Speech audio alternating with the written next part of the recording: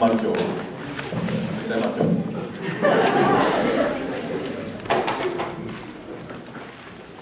Všichni víme, jak nás je dobrá karatistka, ale jestli znám, co je překedla.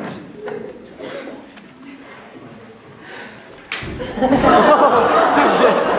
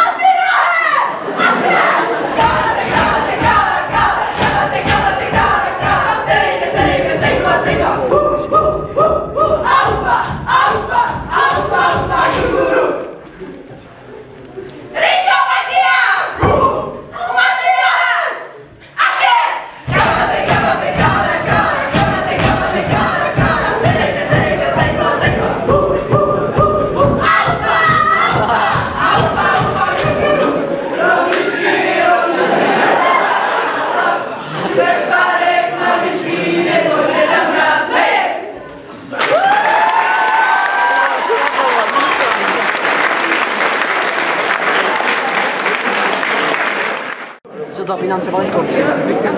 Ty mezery tam jsou zbytečný.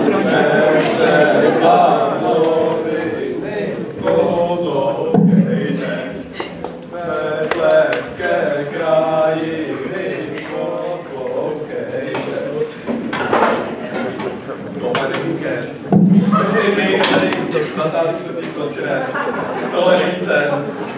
Je tady ještě nejde.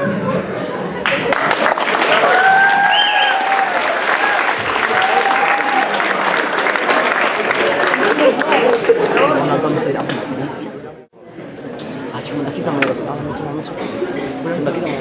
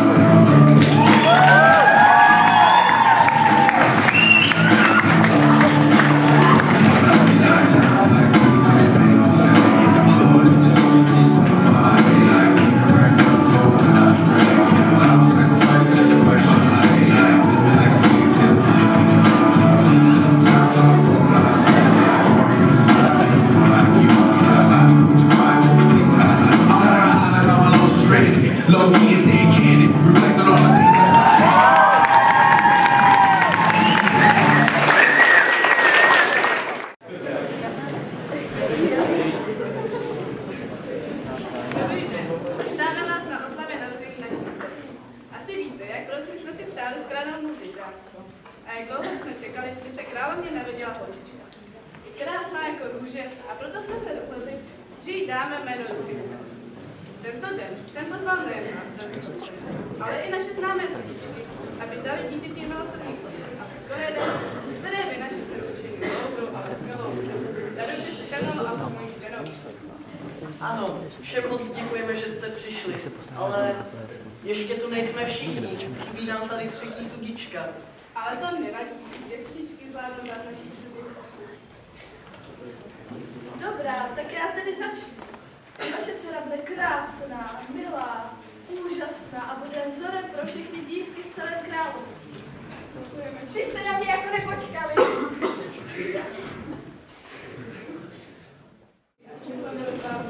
A to si jako myslíte, že moje sudba není stejně důležitá jako jiných? To si nemyslíme.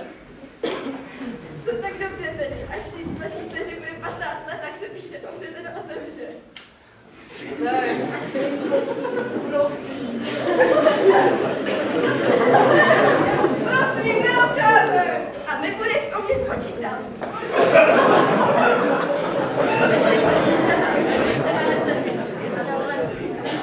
A přijde princ, který vystoupí.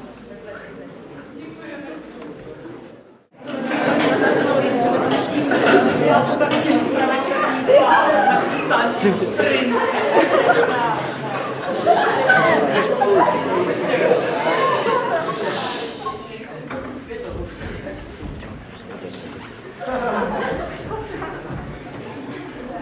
Ty máš mužinko, už ho bez zdraví.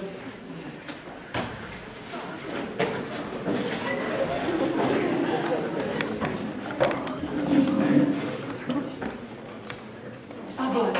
Jo, tablet.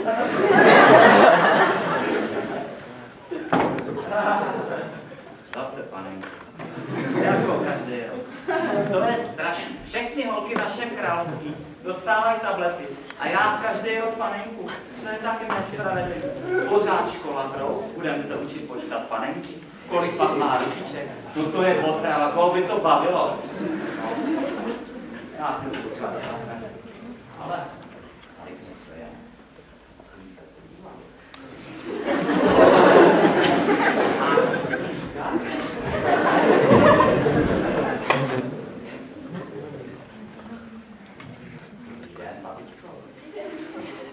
Mě zná. Já jsem tě ještě na zámku nikdy neviděla. Ne, to znám do malička. A co tu děláš? No, tak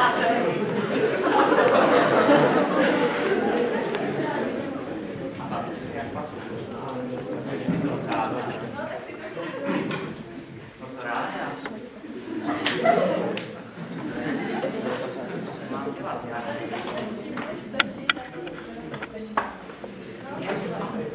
Já jsem se...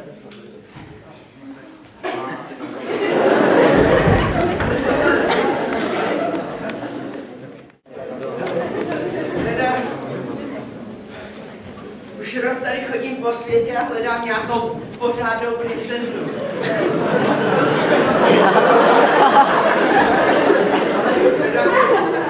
Že bych nějakou našel, to ne. Jako na mapě, tady tamhle někde má být zámek, kde je jedna pěkná zakletá, ale má tam být spousta růží. Ale nikde jsem teda žádný neviděl. Asi jsem tady špatně odbočil. Duchovce! Prosím vás, jsem tu dobře? Nejsi tu špatní, princi. Jsi tu dobře. Jo, tak to jsem rád, ale jak to, že tady nejsou ty růže? No to nejsou. A proč ne? No oni tu byli, ale uschli. Uschli? Proč uschli? Jak to, že uschli? No, tak když jsem byl ještě mlád, tak jich tu bylo spoustu.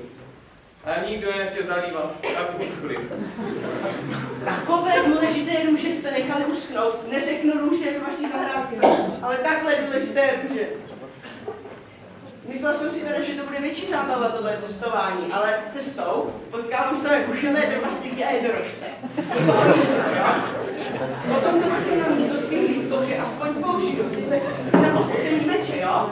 No a nic. No ano, a dejte to prosím pryč. No tak teda doufám, že tahle princezna aspoň bude stát za to teda. A víte, jak dlouho spí? Nevím, jak dlouho spí, jak dlouho spí. 100 let.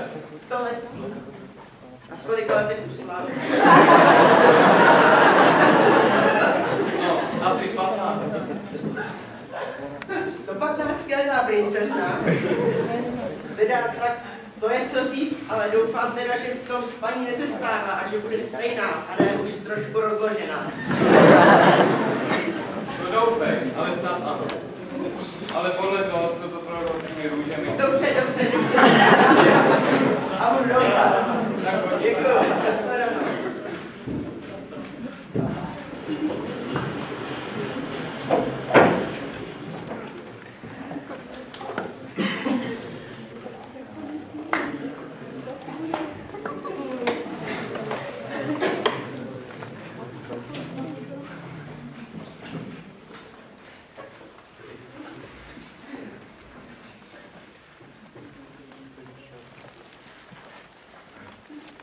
No tak teda, 100letý jídlo mi nechutná, to musím říct, že ne.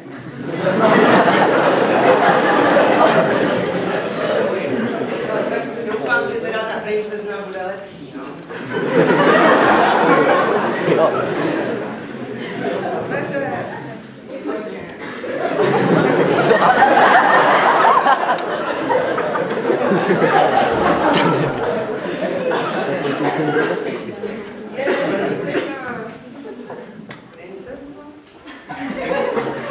No teda z princezny si nám vyklubal pěkný špáček.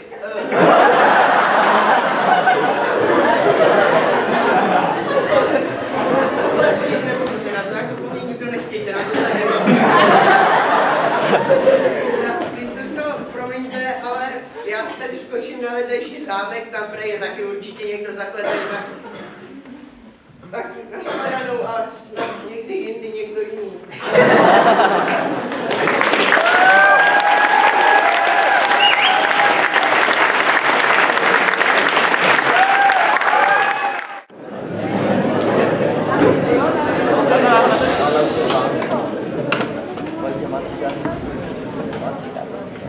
Jsem slyšel, že se tady bude šermovat. Ale víš, jak třeba je to kec? Opravdě nás přesvědčí UHC.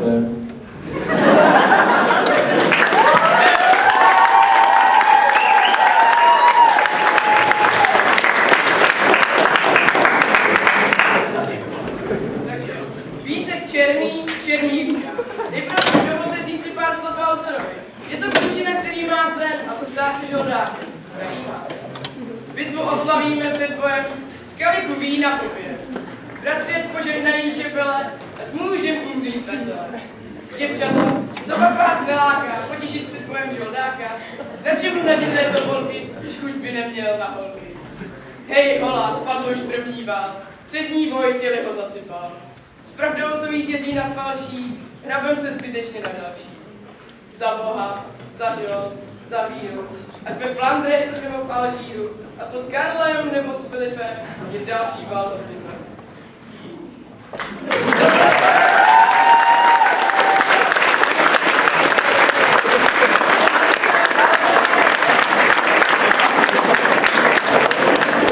Je to srdečné věnování panu Štoli Špačkovi a také prohraná sázka z téže osobou. Děkuji.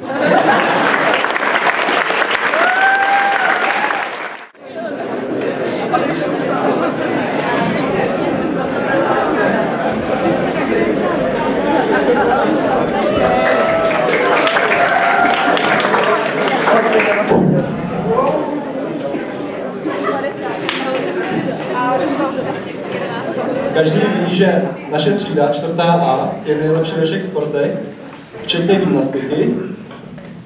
Jaký třídí taková třída? Ale studenti ze 3A by vám přesto něco chtěli ukázat.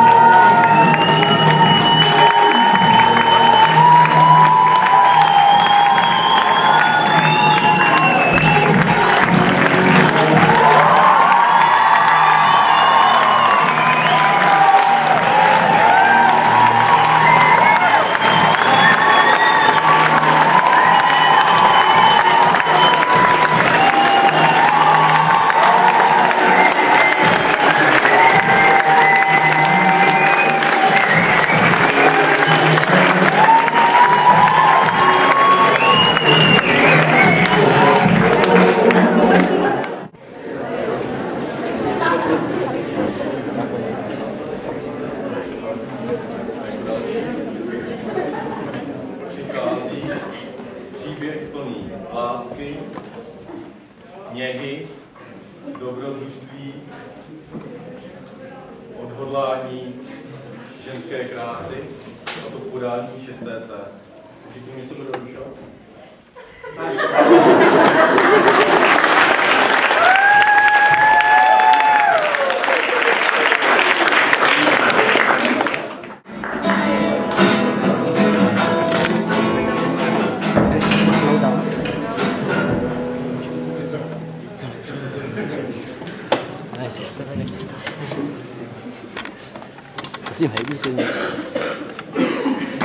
Jsem psanec.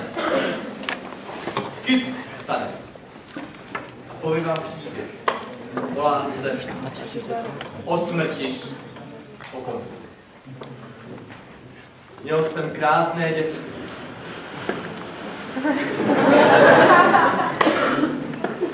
Můj otec byl místním šerifem.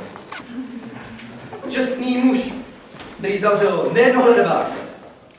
Má matka, ošetřovatelka koní, která mě i otce zahrnovala bezmeznou lásku. Otec si svým počínáním proti sobě poštval nejděsivějšího banditu v okolí. Říkali mu Eldastor.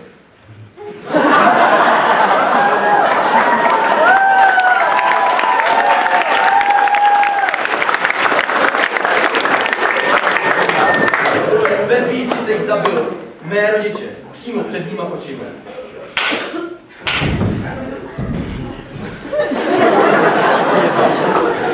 Když toho dne jsem věděl, že se vrátím.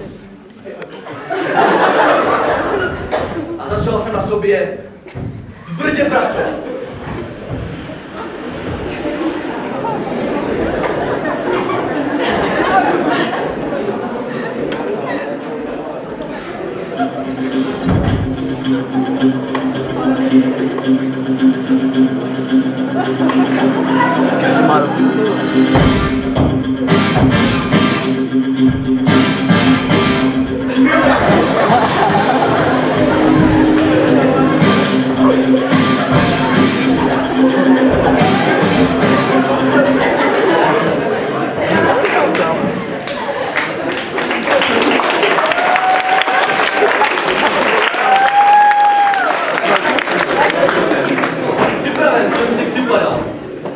dokázal zabít mouchu v letu.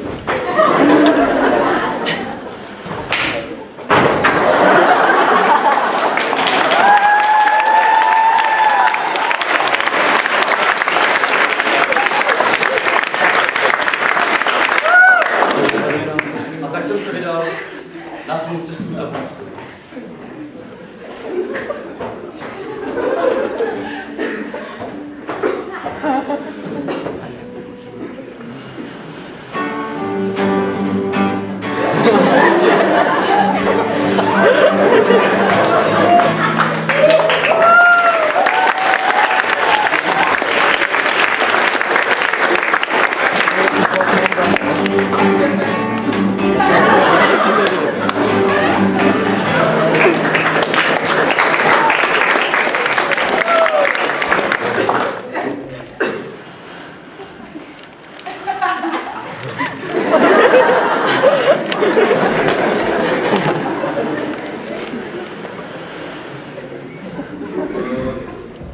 Se zranil. A tak jsem ho donesl do nejbližší usedlosti.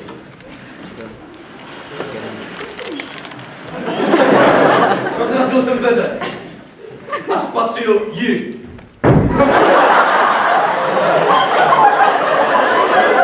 Krásná. Rozkvetlé louce. Voněla jak růžový sad. Kaštonové vlasy. Útlý pas, ňadra dmoucí.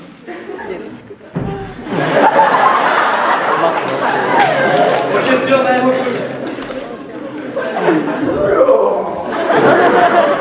Když jsem viděl, jak se dokáže postarat o mého koně, věděl jsem, že bude mou.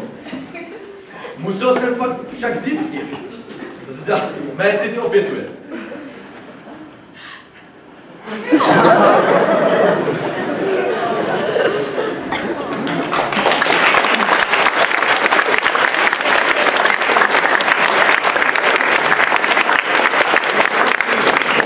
Opětoval.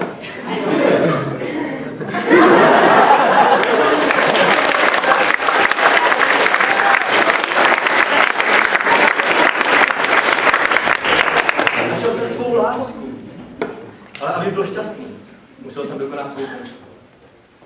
Zjistil jsem, že Eldasto popí son uprašil ty mého často. Přišel jsem do Solonu. Rozhlédl se.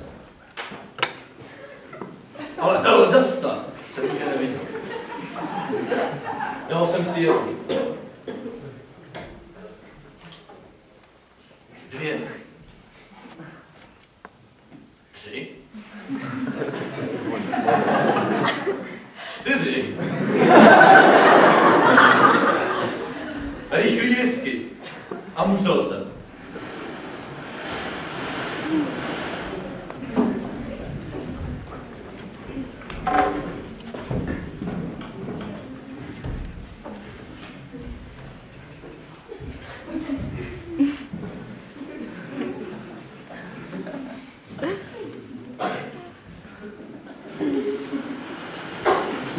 Ha ha ha.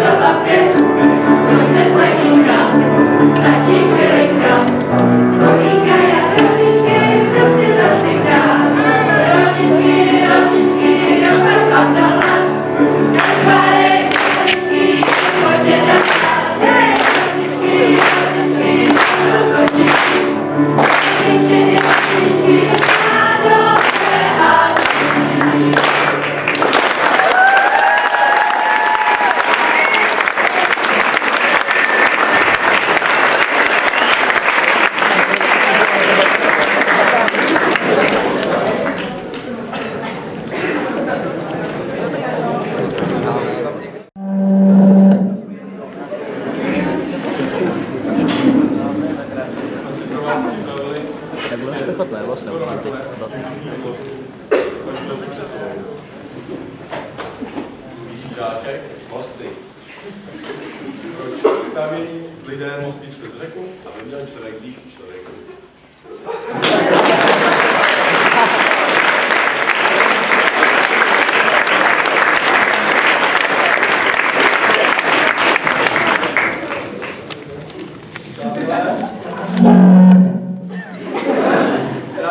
Rád bych vás přivítal na vesnice. Uvidíte neuvěřitelné scénky, prožijete dopoledne plné dobrodružství a ženských krás.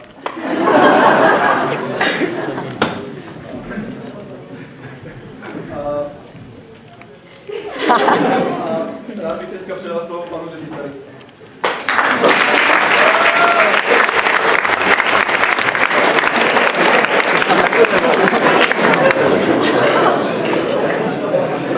Tak.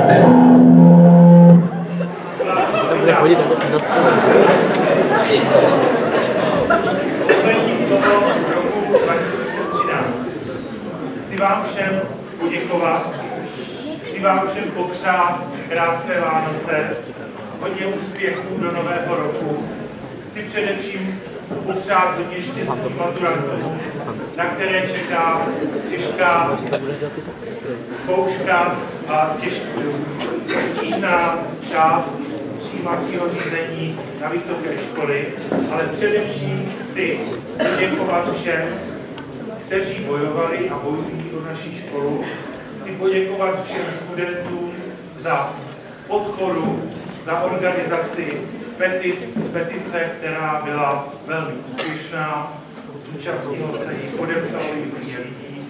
Chci poděkovat kolegům a studentům, kteří se zúčastnili různých akcí na propagaci a podporu naší školy, ať to byl veletrh Hradci Králové, ať to byly tvorby, ať to byla tvorba různých propagačních materiálů naší školy a ať to byla dopolední setkání pro žáky základních škol z Královéhradeska, která se uskutečnila ve středu a ve čtvrtek a měla velmi příznivý ohlas.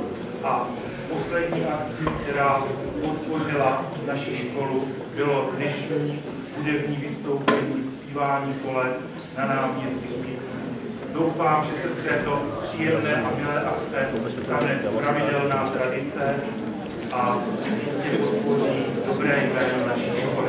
Tak ještě jednou krásné Vánoce vám přeju a úspěšný nový rok pro nás, pro všechny.